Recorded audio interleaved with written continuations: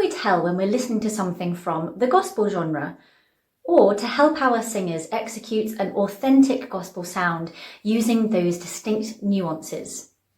Joining me this week is a Nashville-based music producer and vocal coach who is currently collaborating with music producers on Nashville's Music Row.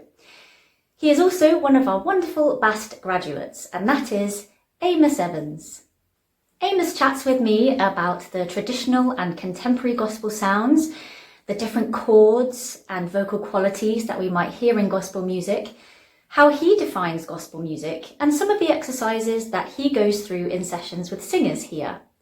And not to mention that Amos gives us the most delicious gospel vocal demonstrations. So, without further ado, Amos Evans. Amos, have you ever tried a bushwhacker? I don't think I even know what that is. I was just doing my research for today, and something came up that Nashville has a popular cocktail known as a bushwhacker, which is described as like a boozy milkshake that seems potentially quite enjoyable. Now I'm ashamed for not having tried it, although I don't take part in too much booze around here, but I'll ask my friends for sure. Ask your friends, or maybe ask them to give you like a non-alcoholic one, because I'd love to know what they're like. But surely a non-alcoholic one is just a milkshake.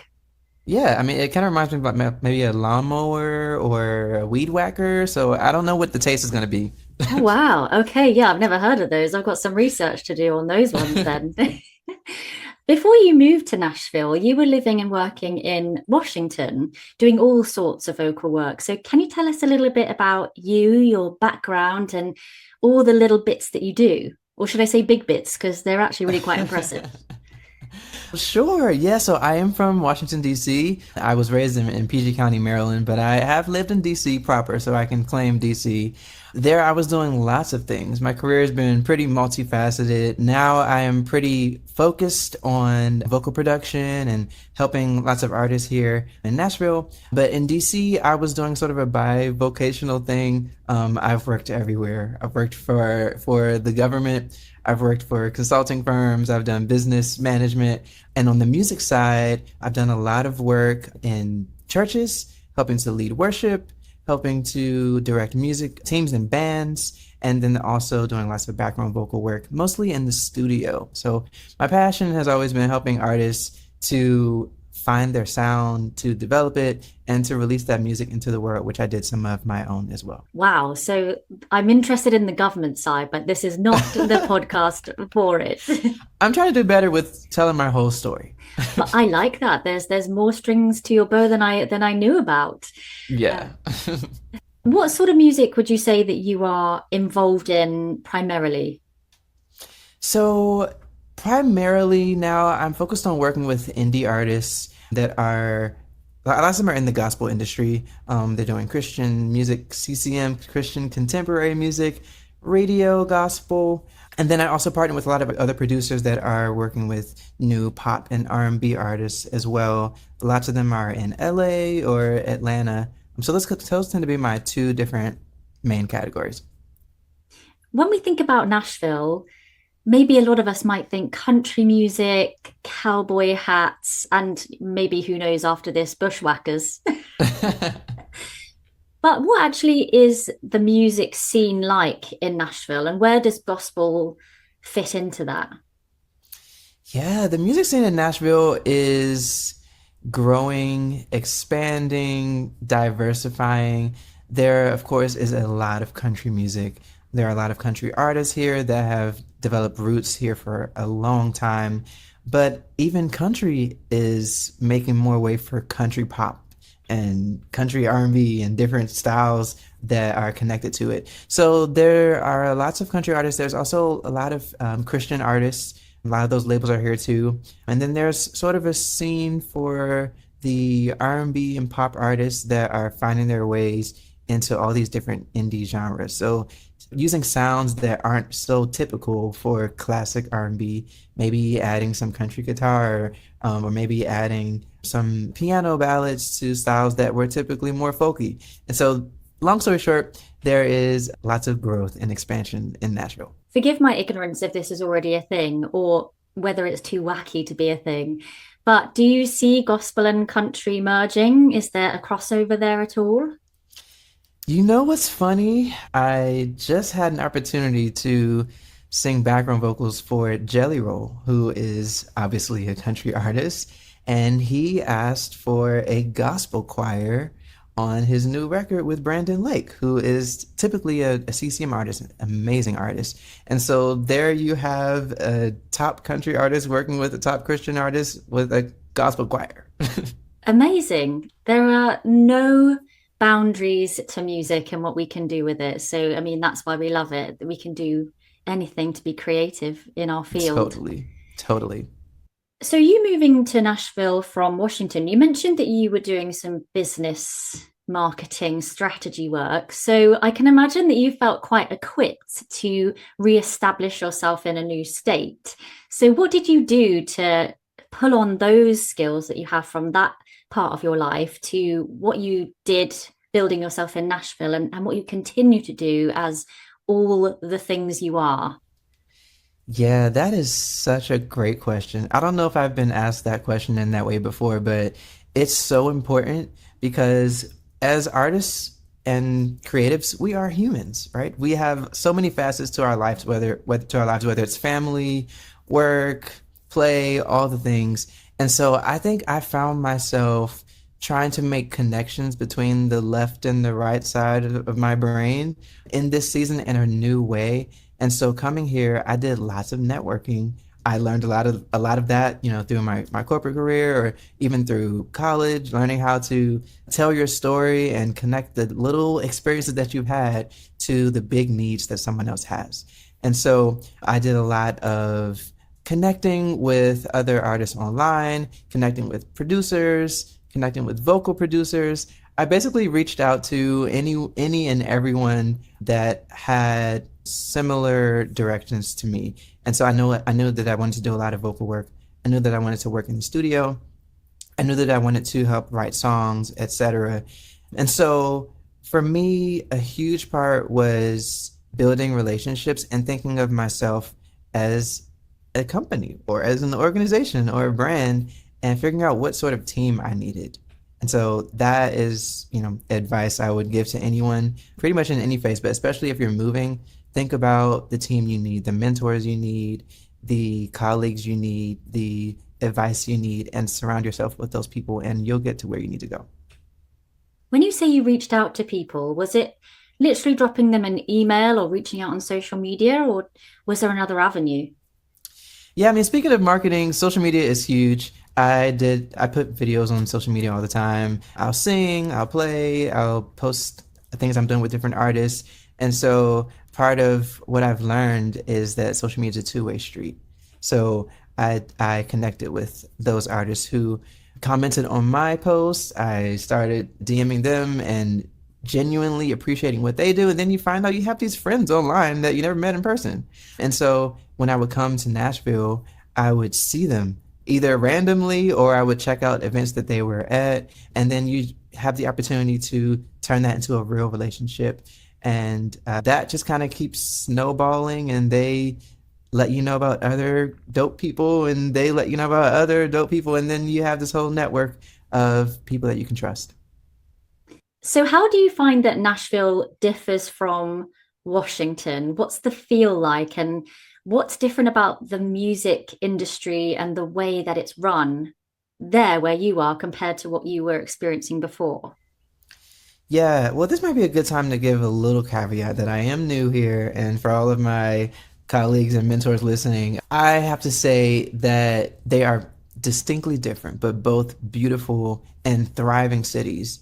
And they're both growing. Yeah, I know you asked me about differences, but similarities are they're both booming in some really unique ways. And so DC happens to be very eclectic when it comes to the work and the corporate culture, politics, all the things. And so even I talk about myself and how my background was so diversified in DC. When I came here, I found that everyone was so busy with their musical goals. There's so much synergy here around sort of I don't want to just say vertical movement, like trying to move up the musical ladder, but I think the opportunities here are endless when it comes to music industry connections. There are labels on every street. There are studios on every street. There are vocal coaching studios on almost every street. And so I think just the frequency of musical opportunities and networking that exists here is just incredible. At the same time, DC has lots of other, I think, other ends of the spectrum that kind of help you to move in different directions as well. How would you define gospel, and how would we know that we're listening to something that is from this genre or inspired by it? Like, as you just mentioned, you've been involved in a country gospel mashup, if you like. How will we actually be able to tune our ear to those sounds? So, gospel music, wow, it's not one of those things that there's a straight definition for, but I'll throw out some words: passion, feeling, spirit filled, communal or congregational. Gospel music has a bigness about it, and that may be in the size of the band, or maybe if it's a small team, it's in the size of their voices or the size of their playing. And so gospel music is historic. It has such deep roots, and there are so many other genres and styles that pull from gospel. Gospel is chordal. There are so many special chords and chord progressions and colors that exist in these sounds. At the end of the day, gospel music really is about the good news. It is this storytelling music. It has a climb. It's encouraging. As you can tell, I love it. I can't stop talking about Yeah, I don't want you to. It's amazing. it. I chatted with Mark DeLissa for episode 142, where we spoke about some of the history of gospel music and how technique is almost not really the priority on the list. It's more about the emotive expression that the style offers and is about. So, what do you say about that as a singer of it, somebody working in the music field, somebody who maybe teaches it as well? And what are the nuances that go along with the gospel style? There are different categories we can think about in terms of gospel music. So there is the genre that exists, on Apple Music, and even that genre has been used differently. So you might have artists, classic artists like, Yolanda Adams, or choirs like, Hezekiah Walker's choir. And then you'll have new artists like Jonathan McReynolds or Doe that might be gospel artists, but technically their sounds may be more contemporary. So that is something that the definition changes just by how the industry is going. So you have traditional gospel versus contemporary gospel. But I did want to say more about some of the history. Right, so we have even coming out of slavery and these Negro spirituals and hymns where people are singing about Jesus and the hope he provides through dying on the cross for us and providing us a way out of this crazy thing we call life into a life knowing God. And so when you think about that, it's like technique takes a backseat. Technique is certainly the foundation of how we, should sing well. Even we can talk about speech level singing or modal voice that you might need to use in order to project your voice when there were no microphones, or to get a certain feeling out and allow your voice to resonate and to express these deep, passionate cries or moans or emotions. So I think there are lots of techniques that are associated with the sound that we call gospel, but it's primarily about the message. It's primarily about reaching deep down in the heart. And I think everyone who listens to it can say that they feel that. Can you tell us some of the maybe distinct differences then between if we're listening to traditional gospel to some of the creative changes that are happening in the contemporary gospel field? Hmm. One of the big ones is probably instrumentation. So gospel music, we might think of the instruments you find in the church: drums, piano.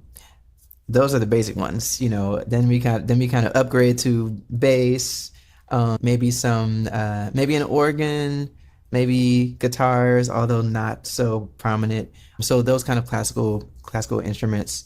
And then nowadays it can be anything from programming a trap beat under your gospel song, or yeah, just all these different synthesized instruments that we call, programming digital instruments that have no connection to acoustic instruments at all. And so I think that's sort of the probably the primary change is the instrumentation we'll hear underneath it. And then lots of artists that are singing a gospel message, gospel lyrics and content, they may use totally different styles. I myself released a song a couple years ago called Keep Going, and it's jazz. It's pretty much technically jazz, but the message is gospel. The heart of it is gospel. And if you listen with a gospel ear, you can definitely find that.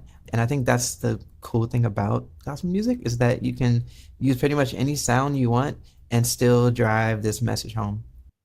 I'm a musician. I play the keyboard, and I also am a vocalist. So I kind of have both worlds going on in my head. So when I talk about gospel ear, I think chords, there are gospel chord progressions that are just so distinct. Could you play us some? Sure. So can you remember piano? I can, yeah. Okay, so you have you might have so that's a 5-1-4, these circular fourth movements. And so those progressions, we don't know what to call them all the time, but they are movements that are typically, gospel oriented. You can't deny that feels a little gospel. It may feel R&B too. Then you have some churchy sounds. And so those are like dominant chords that are associated with gospel. So some of those different things are the progressions of the chords and the colors that we have. They will tune your ear straight to gospel traditionally. But I think when it's not those typical chords, sometimes vocally will be cued that it's gospel. And those techniques may be vibrato, speed. I think like that modal voice where we're using our fuller volume, or belting, where other singers and other genres might typically use their head voice. We're going to go all the way full throttle. And then I think the last one I'll say is probably choirs, group vocals. Again, I talked about Jelly Roll, and they wanted to do a gospel version of Hard Fought Hallelujah. And they said, quickest way to get gospel is to bring a choir in. And so that is another typical aspect. Am I going to be putting you on the spot if I ask for a quick demo on a vocal gospel sound, now that we've heard your wonderful piano playing? Hey you! If you're enjoying the Singing Teachers Talk podcast, then don't forget to hit the subscribe button. We are committed to bringing you engaging conversations and valuable insights from experts across the field of voice. By subscribing, it means we can continue to do that. You'll never miss an episode, and you'll be helping to spread the word to other singing teachers, vocal coaches, and overall voice nerds. So subscribe to this channel now and just watch your teaching grow. What's a good song? Okay, I think I'll do a typical hymn. Now, can I give a caveat? Of course. I was thinking about this in preparation for talking today. I love vocal coaching and I love studying the voice because personally, I've learned over the years that my voice is not the typical gospel voice.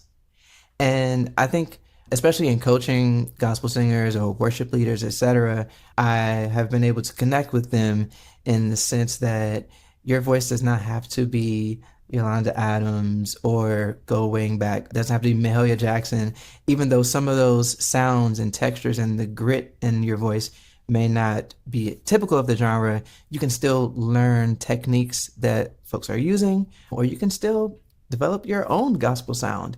And so I just wanted to give that little caveat. Okay, so maybe amazing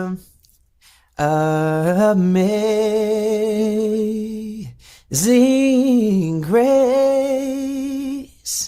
How sweet the sound that saved a wretch like me. I once was lost, but now I'm found. Was blind, but now I see.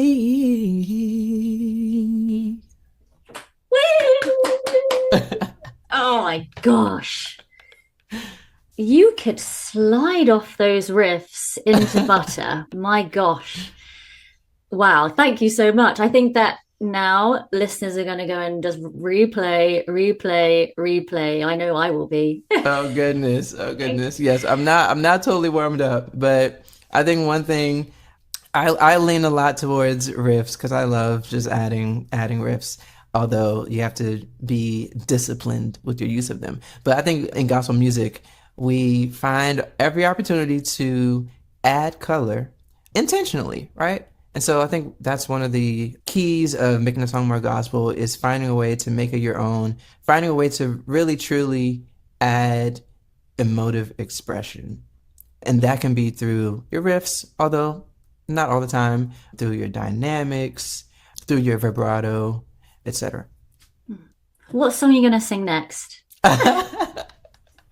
If another one comes to mind, I'll let you know. I'm being greedy now. I'm just being greedy. Talking about riffs, how would you be helping somebody who wants to include those in their gospel sound with as smoothness as you have? Scales. Learning your scales is so essential.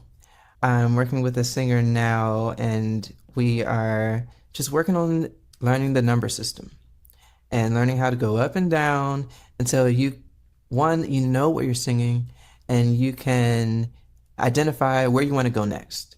So that's 1 1 2 3 4 5 5 4 3 2 1 1 5 1 2 2 4 2, and kind of being able to go around. And eventually, when you're creating these riffs, you want to know where you're going. So I want to do something a little bit different. I want to do an octave, or 1 7 6 5. And so we hear all these singers that are doing these crazy runs, and I would argue that the ones who are doing it the best, they know that they're about to go to a 7. Or at least when they do, they recognize that interval. And when you recognize those intervals, you can use them to your advantage and make all the runs you want. So interval training, ear training, and do you do them? Is it the major scale you're using mostly to do those number systems? Yes, yeah. With the singers that you work with here, what do you find is the most challenging aspect for them? There are different kinds of artists, and so especially in Nashville, there's lots of touring artists that are very busy, very active, but also very familiar with their instrument. And so I think one of the challenges that you'll relate to is reminding them to take care of their voice, reminding them to actually have a vocal regimen that they commit to, and to commit the time to training more. I feel like this is a tongue-in-cheek answer to as a coach, but a lot of singers are so familiar with what they're doing that it's kind of hard to step back and get some unbiased advice and do all the little things that take care of your voice in the long term. So how can congregations and singers in churches take care of their vocal health when not to label gospel as something that doesn't have that at the forefront of their mind, but it's something that is very driven by heart and passion, as we talked about before. So how can we balance that out? So giving ourselves over to the story and the worship and the expression, but also keeping in mind what's happening inside. I would say one thing that comes to mind is developing a list of techniques that you want to get better on. And so, obviously, if you don't have a coach, that will be maybe a little bit harder. But I would say finding your go-to warm-ups and go-to exercises that you can do daily, weekly with your team, and just make that a habit. Put it in the schedule, put it at the top of rehearsal so that it no longer becomes a question. And over time, you'll find that, oh, wow, we're doing this so well, let's add another one. But let's add a more challenging one. And so we know that we're having trouble whenever we have to sing high notes, on this song. So let's find I don't even mind sending my clients to YouTube because I am not YouTube. I'm here to help you with your songs and your specific regimen. But go on YouTube and go look up mixed voice warm-ups for, choir or in this key or etc. And just put those in your pocket so that you make it easier for yourself in the moment before rehearsal. Do you have anyone on YouTube that you recommend particularly to your clients? Yes, there are a few. I love Cheryl Porter's videos. Oh my gosh, who doesn't? The new one, the articulation one, Uh-huh. love it. Yes, yes. So I find that those, I mean, they have the music, they have the rhythm, they get you moving. It's just easy to kind of have fun doing that. And I think that can be the challenging part is how do I find exercises that are good for my voice, but also have fun doing it. And so I just find that she's cracked the code on getting people excited about doing these bups or whatever the sounds are that you're using. So I think that's she has great videos, and if they say if you can teach a kid to do it, then that's how you know that you can teach it. So kids are loving it, and artists are loving it. In functional training, it's a thing that we can kind of apply to different styles, kind of regardless of what they are, because it's the foundational sort of technical landings, if you like. How would you say that technical training for gospel differs or is similar to other styles that you are involved in? I think the foundations are similar, if not the same. So we're going to start with breath work. We're going to maybe move on to working on our different registers. I can hear Lynn in the back of my head when I went to name the registers, but there are different viewpoints on what the true registers are. But we're going to work on your registers and working on your control and your intentionality with using your voice across your registers. And then I think once we kind of get to mixed voice techniques is where it becomes a little bit more gospel because we're going to focus on using tall vowels, and we're going to focus on stretching that modal voice up a little bit more, so that you can have power when you're singing with three singers at a mega church and they want you to sound like a choir because you need to be able to connect your breath but also keep that larynx nice and rested while not switching over to head voice because you may be the only tenor that day. Or you may be in a choir of tenors and you don't want to be the tenor that's whispering when everybody else is singing full. I think vibrato is another big one. In gospel music, we have something that we call BGVs. They're not just gospel, but background vocals is a huge category. And then maybe choir or, typical church singing is another one. And so we're going to work on vibrato control because I learned that classical vocalists tend to have a faster vibrato. It's not as wide. And then in gospel music, we tend to use a slower, faster vibrato. I think I'm right on saying that, right? I can imagine so. I don't know the science behind it, Okay. Oh no, but no. I yeah. think it's a preference thing from classical voice teachers. But in general, yes, in gospel music, those choirs will have that wider or slower vibrato. And then if you're on tour with a gospel artist, or if they're doing a live recording, you need to be able to sing in unison, sing straight tones, enunciate very clearly, use some talks, use some what's the word? not wide vibrato. Means to be able to control your vibrato speed when it comes to whatever that song needs or whatever that music director needs. And so I think those are some of the different things we'll need. Also, when it comes to agility, we'll work a lot on pentatonic scales. So they 1, 2, 3, 5, 6, 8. So because those are foundational for pretty much any run you'll be doing in gospel music. We'll be working on those pentatonic riffs. And then the last one I would say is pitch recognition and harmony, so that you can recognize what part you're singing and listen to a song before church and kind of hear that, and be able to find your part. And they're so applicable to other areas like learning harmonies, musical theatre, that's totally within that wheelhouse too. Yes. And the ear training and pitching and things like that, that's in any style as well. So you can see how they can cross over. And then the things that may be a little bit more unique or spent more time on when you're doing that technical work. Oh yeah. What about when you're working with choirs? Like, what have you learned working with gospel groups and leaders of those groups? Mm-hmm. Oh, that's a broad question. Let me think more specifically. So with choirs, one thing I've seen recently is each section may have different needs. And so I was working with a choir here in Nashville, loved them, and through working with them over several months, I'm saying maybe the tenors may need to work more on their mix, because a lot of gospel music is biased towards higher voices and higher voice parts. So those tenors may be the section that struggles the most, because tenors, we like to sing low, we like to be comfortable, and we're not always used to singing those notes above, above like G4, things like that, without yelling or belting all the time. And so noting what each section needs to work on more.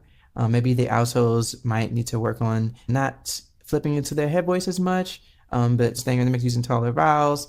Sopranos, there is something, I don't know if I should be saying this on the podcast. There is something that we call lazy sopranos. We use that term a lot in gospel choir because we love everybody and we like to tease. But lots of times our sopranos, we want to get them to move a little bit out of a heady sound into more of a chesty sound for certain songs that we're doing where we need to, activate a lot of power. Yeah, those bloody sopranos, eh? I'm sorry, I didn't mean to throw out the lazy soprano term. I love you all. What would your advice be to listeners who want to lead a gospel choir but don't really know how to set one up? Start with simple worship songs that everyone can start to find their harmonies to easily. We love to, as choir directors, just say, everybody find a part. So you need to balance songs that can be sung in unison, hymns, and then invite everyone to kind of listen for their part and find their part. I think ear training is so essential for choir members, because while they do expect you to usually teach them their part, you want them to be listening, actively listening, to know when to go up or down, or when to skip a note, when to do a major step. So help them to develop their ear. I think have warm-ups that help them to sing out and actually warm up before singing these heavy, involved choir parts. So find warm-ups that are going to be easy and consistent for the team to do. I think just keep them excited. Find music that they're excited to sing. There's lots of amazing choirs that are releasing new music, and music that I'm sure they hear on the radio. You have Maverick City.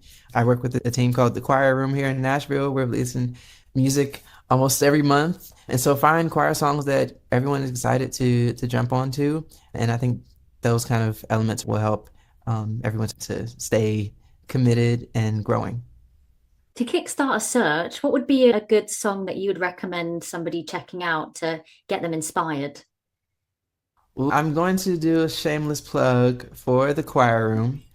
The Choir Room has been so just so amazing for my experience here in Nashville. It's led by a wonderful music director named Dewan Hill. And there are lots of songs that we have out. There's one that's called Joy, and that one was a collaboration with Ben Rector. And there is an album that's coming out soon. So just check out the choir room. Anything that we're doing, I'm sure you'll love. We also had the opportunity to help Jelly Roll with his new record. So the choir room.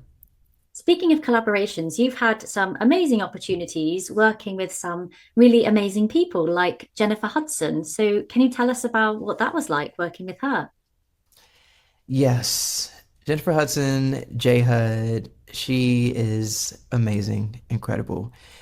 It was one of my first opportunities working with an artist of that level, and that magnitude, and it was unforgettable. I was a part of a choir. I've done lots of choir background vocal opportunities, and so that one was with March for Our Lives, which was a march in DC. I think it was the largest attended protest on gun violence ever. I remember looking out and all you could see was a sea of bodies. There were just so many thousands of people there.